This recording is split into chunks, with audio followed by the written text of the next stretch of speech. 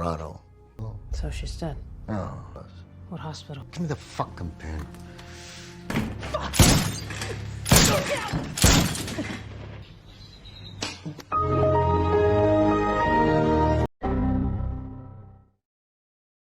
Assalamualaikum warahmatullahi wabarakatuh. Bagaimana kabar kalian semua? Semoga sehat-sehat selalu ya. Hari ini Kang Rekap akan menceritakan film berjudul The Accountant 2. Gimana alur cerita selengkapnya? Langsung saja kita putar filmnya, let's check it out. Alkisah dibuka dengan sosok seorang mantan direktur lembaga investigasi keuangan sekaligus detektif swasta bernama Raymond King. Saat itu, Raymond tengah menjalankan penyelidikan terhadap sebuah kasus yang sangat berbahaya. Penyelidikannya membawanya kepada seorang wanita misterius bernama Anais. Di dunia kriminal, nama Anais dikenal sebagai salah satu pembunuh bayaran paling mematikan. Banyak orang takut kepadanya, bahkan sesama pembunuh bayaran sekalipun. Namun pertemuan Raymond dengan Anais kali ini bukan untuk meminta seseorang untuk dibunuh. Sebaliknya, Raymond menawarkan sebuah pekerjaan yang tidak biasa.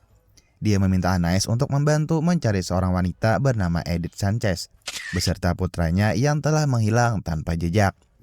Mendengar permintaan tersebut, Anais langsung menolaknya. Baginya dia hanya menerima pekerjaan untuk menghabisi target, bukan mencari orang hilang. Tetapi sebelum pergi, Anais menyadari sesuatu yang mencurigakan. Dengan tenang, dia memperingatkan Raymond bahwa sejak tadi ada beberapa orang bersenjata yang diam-diam mengawasi mereka dari kejauhan. Mendengar peringatan itu, Raymond pun langsung panik. Dia segera meninggalkan tempat tersebut untuk menyelamatkan diri. Dan inilah yang terjadi.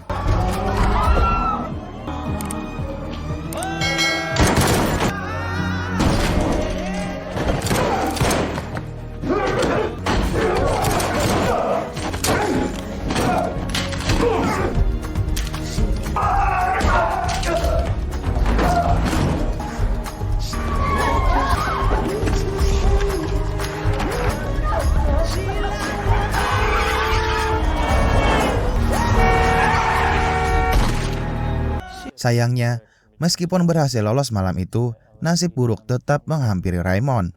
Beberapa hari kemudian, seorang agen FBI bernama Medina menerima kabar mengejutkan. Raymond King ditemukan tewas setelah mengalami luka tembak dan tertabrak kendaraan. Medina segera mendatangi rumah sakit untuk memastikan kabar tersebut. Baginya, Raymond bukan sekadar mantan atasan. Dia sudah menganggap pria itu seperti ayahnya sendiri. Saat melihat jasad Raymond, Medina menemukan sesuatu yang aneh. Di lengan Raymond terdapat sebuah pesan terakhir yang ditulis sebelum dia meninggal. Petunjuk itulah yang akhirnya membawa Medina kepada seorang pria misterius bernama Christian Wolf. Christian Wolf atau yang lebih dikenal dengan nama Chris adalah sosok yang sangat unik. Sejak kecil, dia hidup dengan kondisi autisme yang membuatnya kesulitan berinteraksi dan memahami emosi orang lain. Dalam kehidupan sehari-harinya, Chris hampir tidak memiliki teman. Orang yang paling sering berbicara dengannya hanyalah seseorang yang dia panggil dengan nama The Voice, yang selalu berkomunikasi melalui sambungan telepon. Namun di balik keterbatasannya, Chris memiliki kemampuan yang sangat luar biasa. Dia adalah seorang yang jenius. Kemampuan berhitung, menganalisis dan mengingatnya berada jauh di atas rata-rata manusia biasa. Bahkan kecerdasannya seringkali justru membuatnya sulit beradaptasi dengan kehidupan sosial. Pernah suatu ketika, Chris mencoba mengikuti acara pencarian jodoh. Namun alih-alih berbicara tentang perasaan atau hubungan, dia malah menjelaskan teori statistik dan akuntansi kepada para peserta wanita. Hasilnya sudah bisa ditebak, tidak ada satupun yang memilihnya. Tetapi penampilan Chris yang tenang ternyata menyimpan rahasia yang sangat kelam. Di balik profesinya sebagai akuntan, sebenarnya dia adalah seorang pembunuh bayaran profesional yang sangat terlatih. Selama bertahun-tahun, Chris hidup berpindah-pindah menggunakan trailer. Dia melakukan itu untuk menyembunyikan identitasnya sekaligus menghindari kejaran FBI. Sementara itu di tempat lain, seorang bos kriminal bernama Barke mulai kehilangan kesabarannya. Barke adalah dalang di balik penculikan Edith Sanchez dan putranya. Dia juga merupakan orang yang memerintahkan pembunuhan Raymond King. Namun, ada satu masalah besar.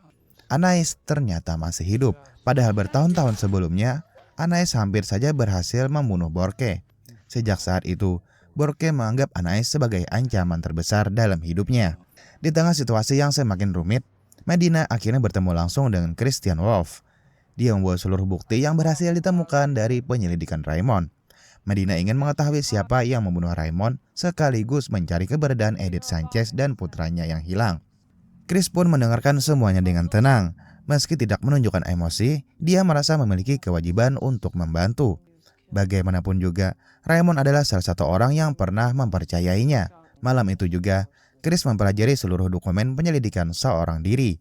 Dan seperti yang diduga, hanya dalam waktu 1 malam dia berhasil menemukan berbagai kejanggalan yang bahkan tidak disadari oleh FBI.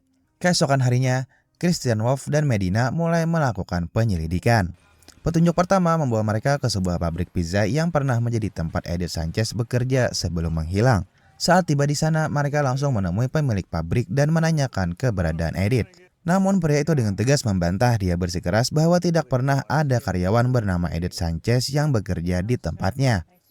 Medina sempat percaya pada jawaban tersebut, akan tetapi Chris justru merasakan ada sesuatu yang tidak beres. Dengan tenang, dia membuka laptopnya dan mulai menunjukkan berbagai data keuangan perusahaan itu. Ternyata, semalaman penuh Chris telah memeriksa seluruh laporan pajak dan transaksi keuangan pabrik tersebut. Dan hasilnya sangatlah mengejutkan.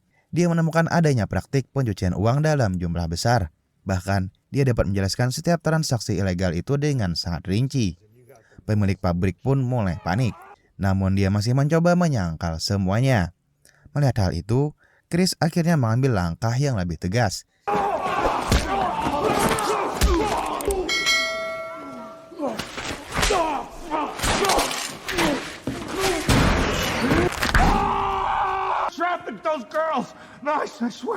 Dan pada akhirnya, pemilik pabrik itu pun mengaku dia memang terlibat dalam operasi pencucian uang yang berkaitan dengan jaringan perdagangan manusia internasional. Pengakuan itu menjadi titik terang pertama dalam penyelidikan mereka. Kini semuanya sudah mulai terhubung. Hilangnya Edith Sanchez, kematian Raymond King, dan keberadaan Anais ternyata memiliki keterkaitan yang jauh lebih besar dari yang mereka bayangkan. Setelah mendapatkan informasi tersebut, Chris sadar bahwa dia tidak mungkin menyelesaikan semuanya sendirian. Karena itu, dia memutuskan untuk menghubungi satu-satunya orang yang bisa dia percaya, yaitu adiknya sendiri bernama Braxton Wolff. Tidak seperti Chris yang bekerja dengan logika dan perhitungan, Braxton adalah tipe petarung sejati. Dia merupakan pembunuh bayaran profesional yang terkenal brutal dan sangat berbahaya. Meski demikian, hubungan kedua saudara ini tidak pernah benar-benar harmonis. Mereka sudah lama berpisah dan menjalani hidup masing-masing. Ketika Chris meminta bantuannya, Braxton langsung merasa kesal. Dia tidak suka harus bekerja sama dengan agen FBI. Namun Chris meyakinkannya bahwa Medina adalah salah satu orang yang masih bisa dipercayai. Dengan berat hati, Braxton akhirnya setuju membantu. Misi pertama mereka adalah mencari informasi dari para perempuan yang pernah menjadi korban perdagangan manusia. Chris sadar bahwa dirinya kesulitan berinteraksi secara sosial. Karena itu, tugas berbicara dengan para korban diberikan kepada Braxton. Berbeda dengan kakaknya, Braxton jauh lebih mudah membangun komunikasi dengan orang lain. Salah seorang korban mengingat sesuatu. Dia mengatakan bahwa beberapa korban penculikan kemungkinan dibawa ke sebuah wilayah bernama Juarez di Meksiko. Informasi itu menjadi petunjuk paling penting yang pernah mereka dapatkan. Tanpa membuang waktu, Braxton dan Chris langsung menyusun rencana berikutnya. Mereka memutuskan untuk memancing salah satu anggota sindikat agar mau muncul. Seorang korban diminta menghubungi salah satu anggota jaringan tersebut dan berpura-pura membutuhkan bantuan. Rencana itu berhasil. Tak lama kemudian, salah satu anggota sindikat datang ke lokasi pertemuan. Namun yang tidak dia ketahui adalah Braxton ternyata sudah menunggunya. Dan inilah yang terjadi.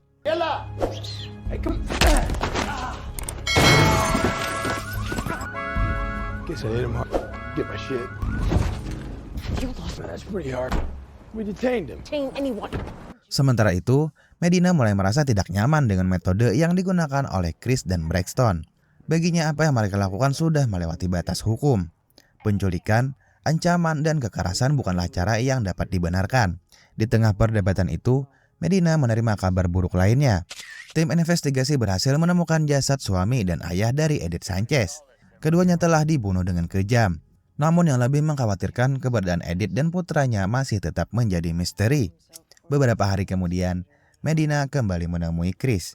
Kali ini dia membawa rekaman CCTV dari lokasi kematian Raymond King. Dia berharap Chris dapat membantu mengidentifikasi wanita misterius yang terlihat di lokasi kejadian. Begitu melihat rekaman tersebut, Chris langsung mengetahui bahwa wanita itu adalah Anais. Namun masalahnya, bahkan Chris sendiri pun tidak mengetahui identitas asli perempuan tersebut. Karena itu dia memutuskan menghubungi tempat di mana dia dibesarkan. Sebuah tempat yang dikenal dengan nama Yayasan Harbor. Bagi masyarakat umum, Harbor hanyalah pusat rehabilitasi dan pendidikan bagi anak-anak dengan autisme. Namun kenyataannya, tempat itu menyimpan rahasia yang jauh lebih besar.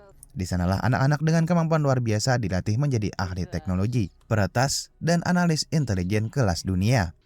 Melalui bantuan mereka, Chris mulai menelusuri seluruh jejak kehidupan Anais. Sayangnya, hasil penyelidikan itu justru membuat semuanya semakin misterius. Yang mereka temukan hanyalah daftar panjang pembunuhan yang dilakukan Anais di berbagai negara selama bertahun-tahun. Seolah-olah perempuan itu memang tidak pernah memiliki masa lalu. Sementara itu, hubungan antara Medina dengan Chris dan Braxton mulai memburuk.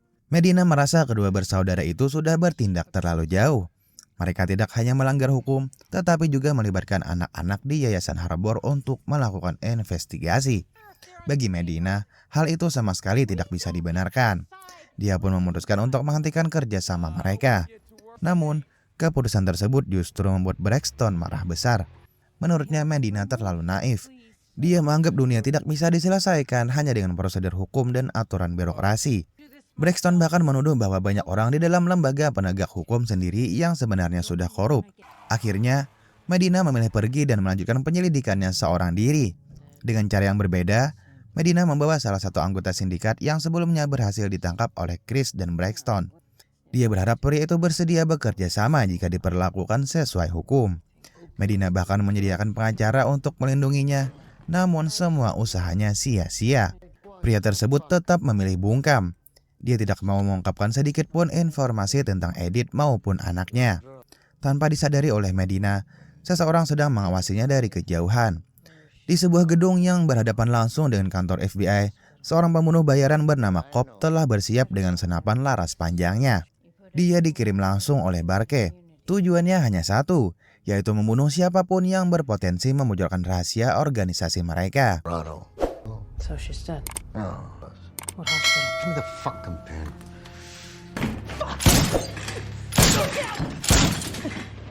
Di tempat lain, Chris dan Braxton akhirnya memiliki kesempatan untuk berbicara sebagai saudara setelah sekian lama berpisah. Untuk pertama kalinya, Braxton mengungkapkan isi hatinya.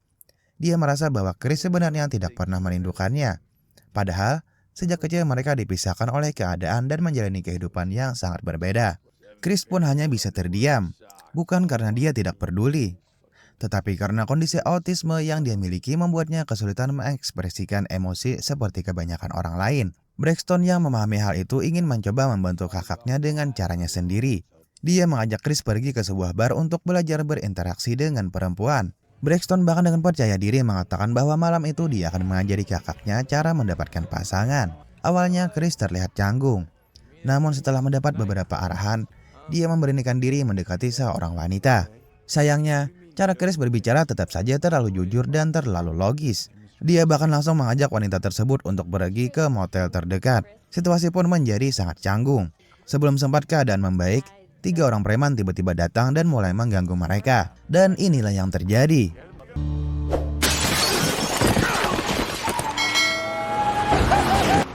Sementara itu, Medina terus melanjutkan penyelidikannya.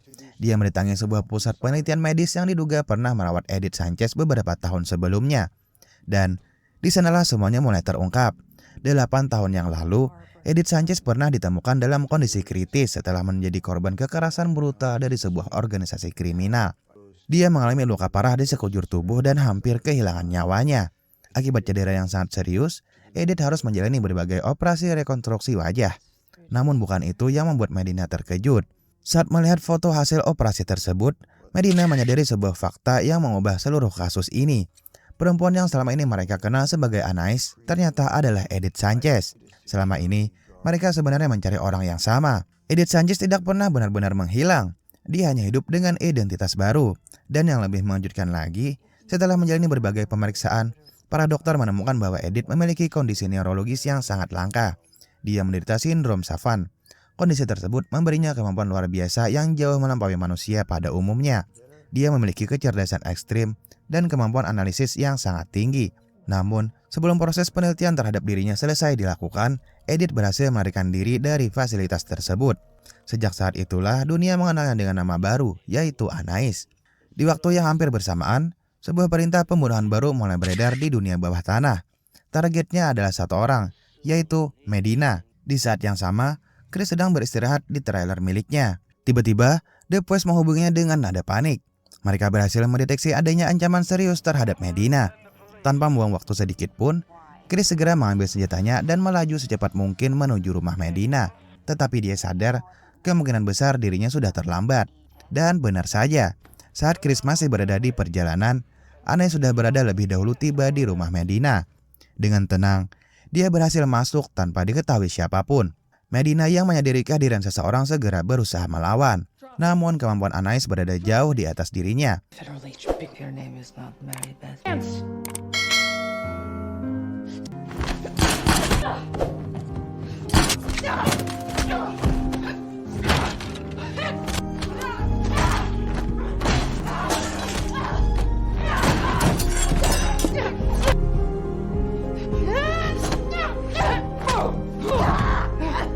Tepat ketika Anais bersiap mengakhiri semuanya, pandangannya tertuju pada sebuah foto keluarga yang berada di dalam rumah. Tiba-tiba saja potongan-potongan ingatan yang selama bertahun-tahun terkubur tiba-tiba kembali muncul. Air mata mulai mengalir dari wajah Anais. Identitas Edith Sanchez yang selama ini terkubur mulai kembali bangkit. Dalam ingatannya, 7 tahun yang lalu dia bersama keluarganya diculik oleh organisasi Barke.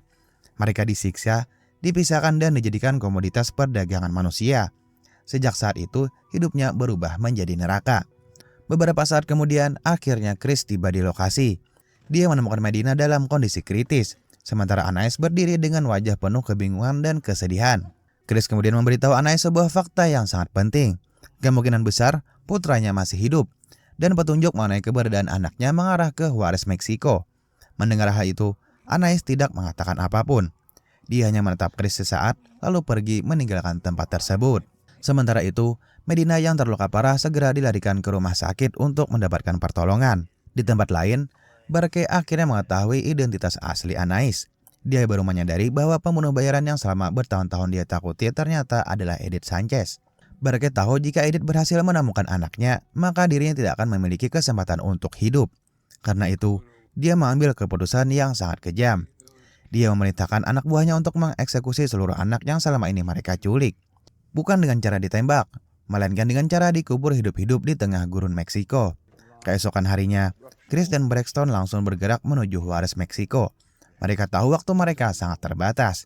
Jika terlambat sedikit saja, puluhan anak tak berdosa akan kehilangan nyawa. Dengan bantuan jaringan harbor dan analisis citra satelit, mereka akhirnya berhasil menemukan lokasi persembunyian sindikat tersebut. Begitu tiba di sana, Chris dan Braxton tidak lagi membuang waktu untuk berbicara. Namun, inilah yang terjadi.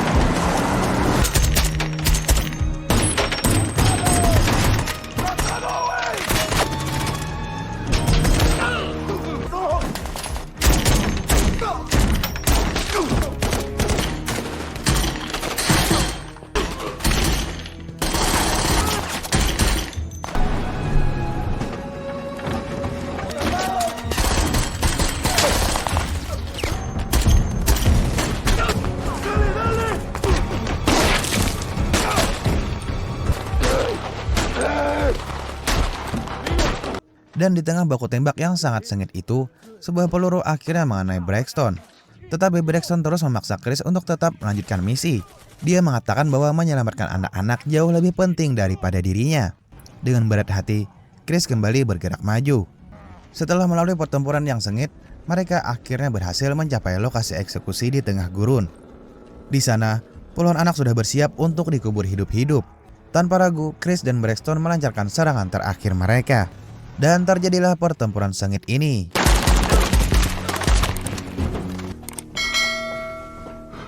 Get up! Get back! Monday. Hey, I got a heavy finger! Monday. Died on Saturday. Listen to me! Sunday. Burke is the...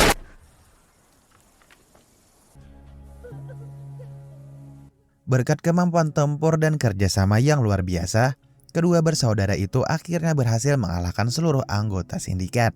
Semua anak berhasil diselamatkan, termasuk putra Anais yang selama bertahun-tahun hilang dari ibunya. Sementara itu di tempat lain, Anais merenungkan seluruh perjalanan hidupnya yang penuh penderitaan. Dia sadar bahwa dirinya tidak akan pernah bisa kembali menjadi orang yang sama seperti dahulu.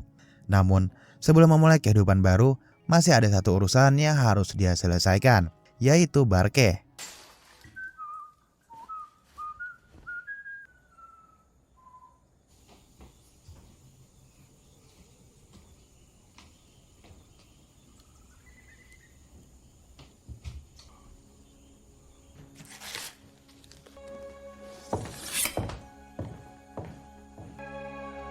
Sementara itu, Medina yang sudah pulih mulai menyadari bahwa tanpa bantuan Chris, Braxton, dan anak-anak di Harbor, kasus Raymond tidak akan pernah terpecahkan.